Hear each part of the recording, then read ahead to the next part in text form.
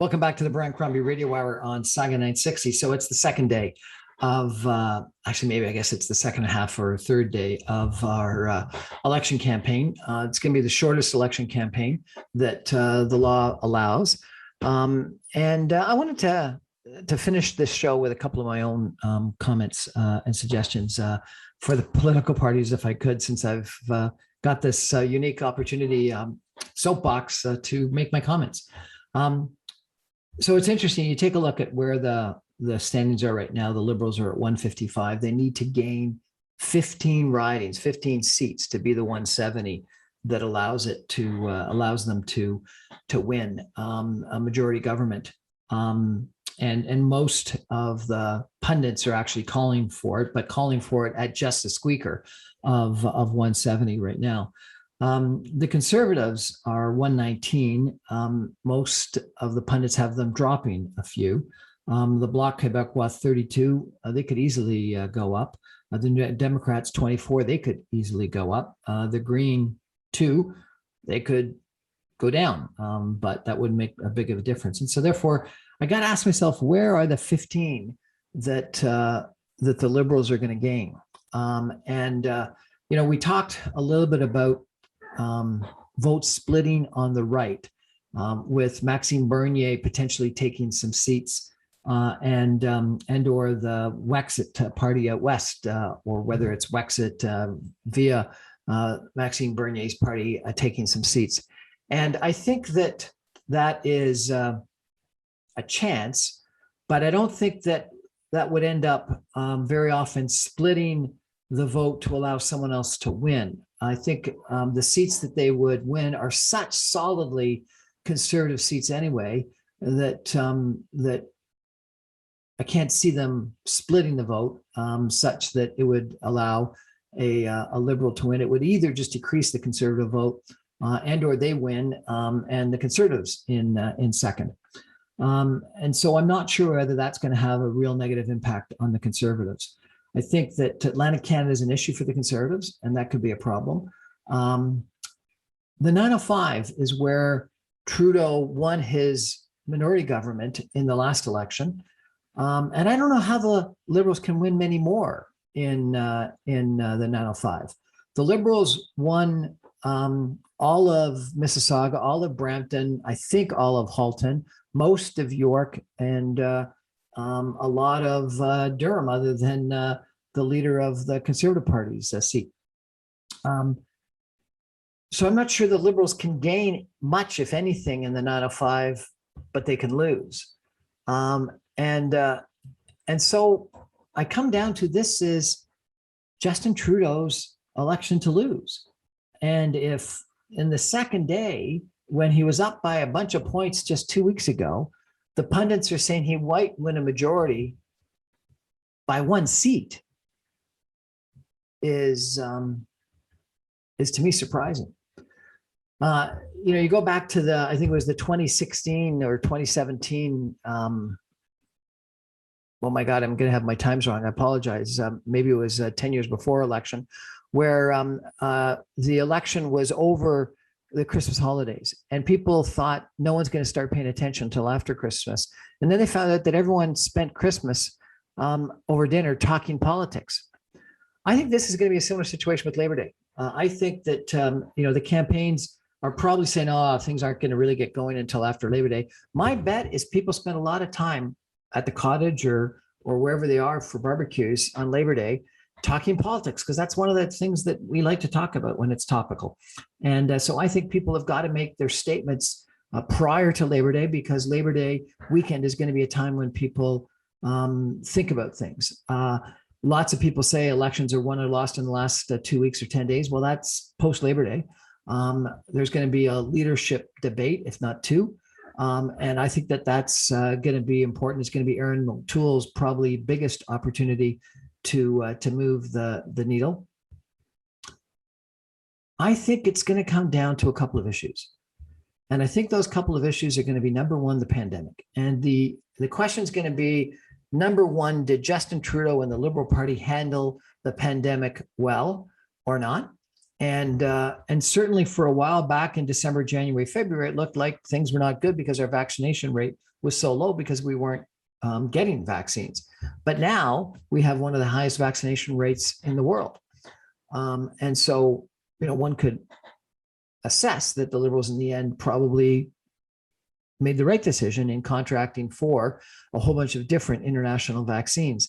But the fact that we don't have a domestic vaccine, and we never did, and we don't have a domestic vaccine manufacturing ability is a concern long term. And I think that that's something that the Conservatives should make hay out of.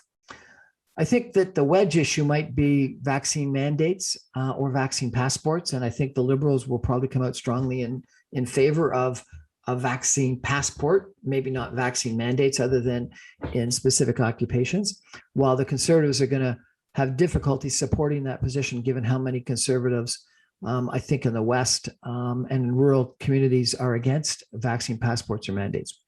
And so that might be the big wedge issue is how much farther do we have to go? And in that regard, it would almost be helpful for the Liberals if infections went up, because it would prove we would need this action more. And if infections go down, it's going to think that we don't need to take these tough actions.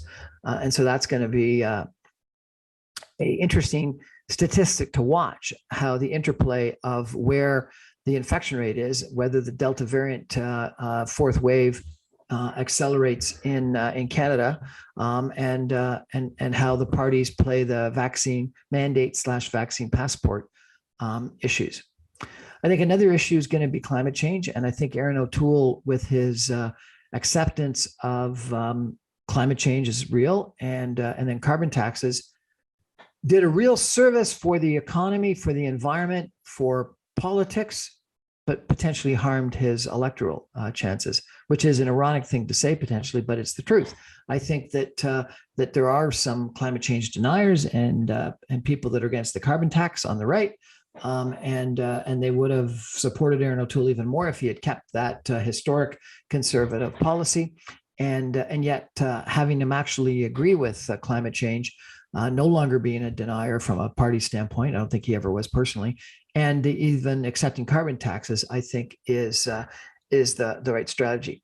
That said, I think the Greens, even though they're far more than a one issue party today, will and should make hay out of wildfires and floods down south, and heat waves in BC and in Ontario, and that climate change is become an even bigger issue, and we need to address it even more than we thought before. That the Liberals have not done the job that they need to and should. I think the third issue is going to be the recovery, and Aaron O'Toole came out with his big policy booklet, which I'm surprised at how expensive it is and how comprehensive it is.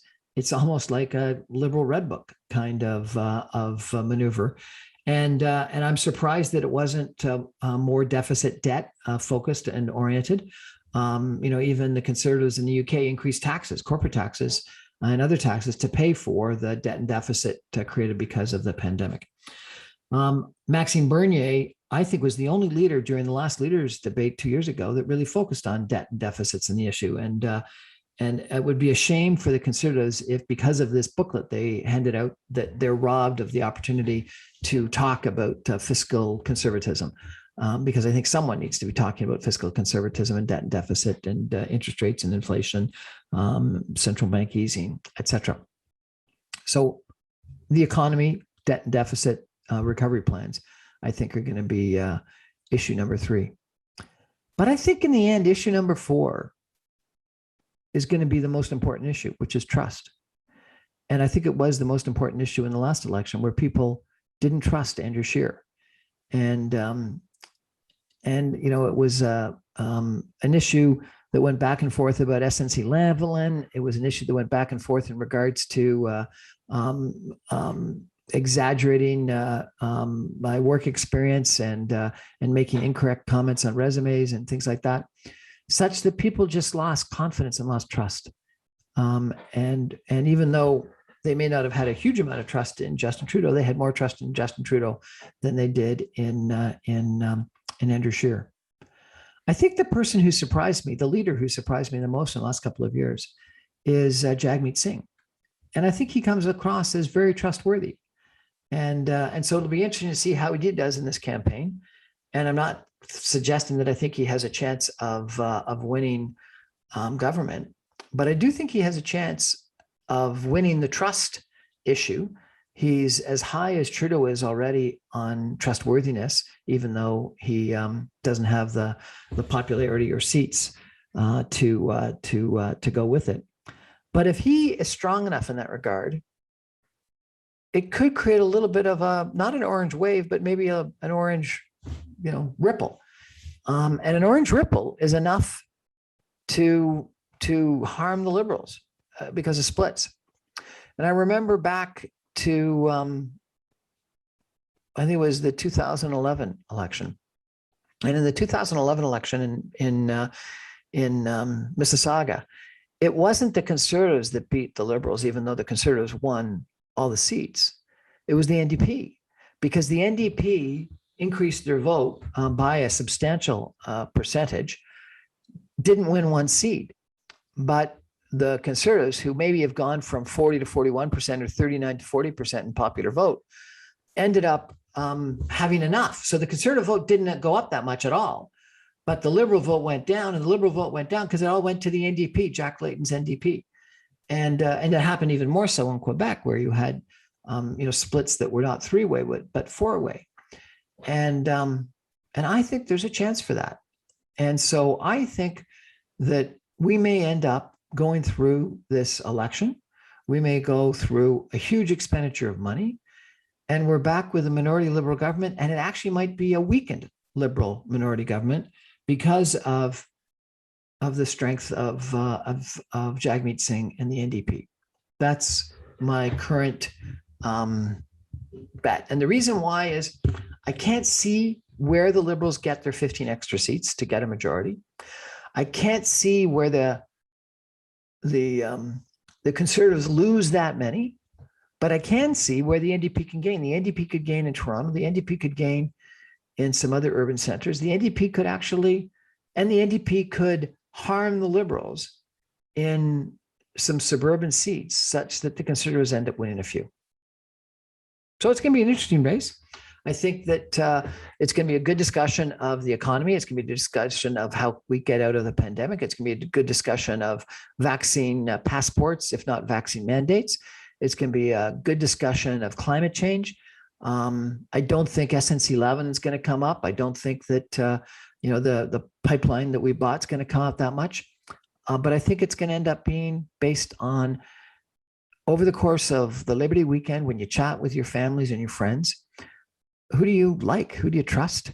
And then at the leaders debate, who comes across as trustworthy?